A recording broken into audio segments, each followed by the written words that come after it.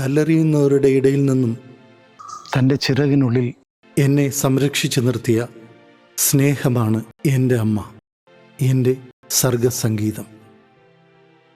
ഓരോ ക്രിസ്മസിനും ക്രിസ്മസ് കോടിയും ഞാൻ എഴുതിയ പാട്ടും എൻ്റെ അമ്മയ്ക്ക് ഞാൻ സമ്മാനമായി നൽകുമായിരുന്നു. പകരം എൻ്റെ അമ്മ എനിക്ക് കെട്ടിപ്പിടിച്ച് ഉമ്മ തരും. ഇന്ന് എൻ്റെ അമ്മ എന്നോടൊപ്പമില്ല.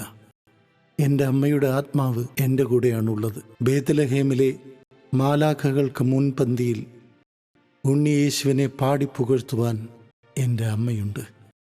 എൻ്റെ പാട്ട് കേൾക്കുവാൻ കാതോർത്തിരിക്കുവാണ് എൻ്റെ അമ്മ. എൻ്റെ ജീവൻ്റെ ജീവനായ അമ്മയ്ക്ക് ഞാൻ എഴുതി സംഗീതം ചെയ്ത ഈ ഗാനം, ഈ ക്രിസ്മസ് ഗാനം സ്നേഹാദരപൂർവ്വം സമർപ്പിക്കുകയാണ്.